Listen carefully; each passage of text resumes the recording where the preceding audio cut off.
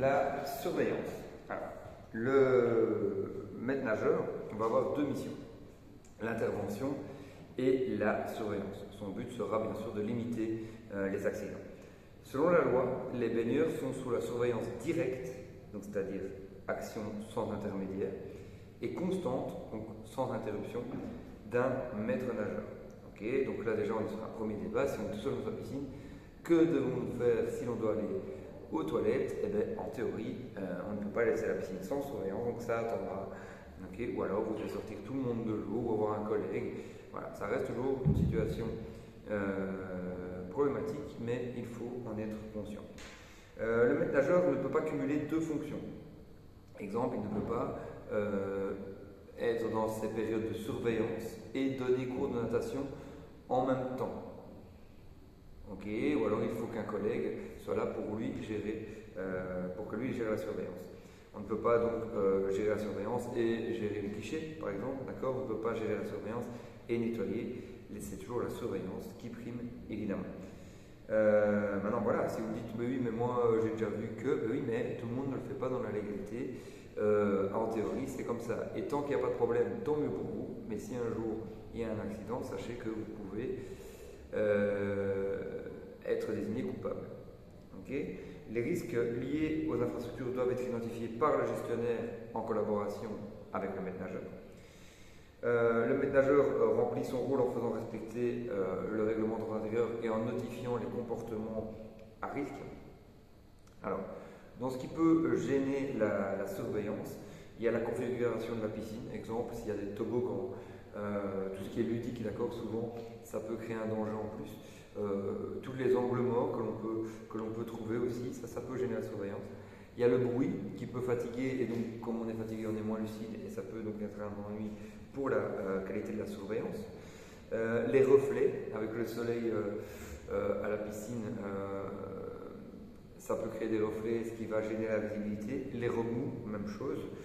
Les discussions inutiles, voilà, bon, il est évident, hein, quand on travaille avec, en équipe, ben, forcément, on va pas rester chacun dans son coin, ça discute un peu, mais sachez que voilà, ça peut entraver la surveillance.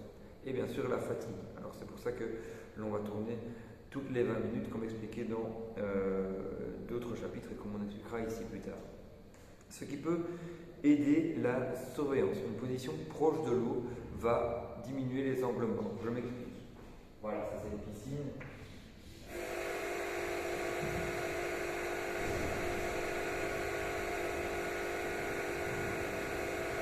Voilà.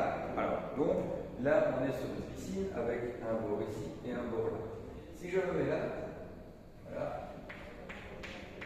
Ok, j'ai une vision comme ceci. Toute cette zone-là est impossible à voir. Ok, tandis que si je me mets ici, ok, j'ai plus de chances de voir cette zone-là. Donc plus on est proche du bassin, plus on aura une meilleure vision. Autre chose pour aider la surveillance, la position surélevée.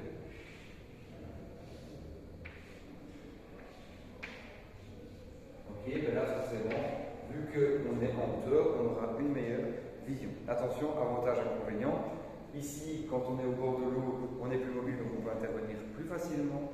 Ici, lorsqu'on est en position surélevée, il faut descendre de la chaise, ainsi de suite. Dans la précipitation, ça peut déjà être un suraccident, un suraccident pour la victime, mais en plus, c'est une perte de temps. D'accord? Alors, pour aider la surveillance aussi,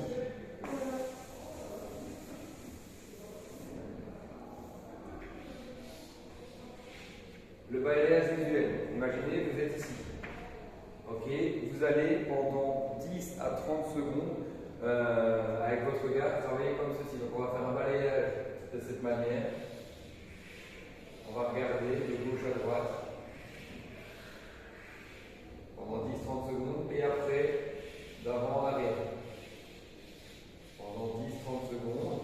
Ça permet de bien observer toute la piscine et en même temps de se reconcentrer sur son travail. Parce que oui, des fois les journées peuvent être longues et donc voilà, ça peut aider. Ok, D'accord. Donc on peut refaire ce schéma plusieurs fois, évidemment.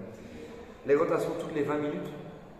La rotation toutes les 20 minutes, évidemment, vont permettre de lutter contre la lassitude et la fatigue. Ça permet de bouger un peu, de voir un autre cadre. Voilà, donc ça c'est si on est plusieurs maîtres nageurs. Si on est seul dans sa piscine, évidemment, ce point n'aura aucun sens. Et définir la zone de surveillance au préalable qui doit être faite par les maîtres nageurs en concertation avec le gestionnaire, donc en connaissance de la piscine, regarder où il serait préférable d'avoir des maîtres nageurs.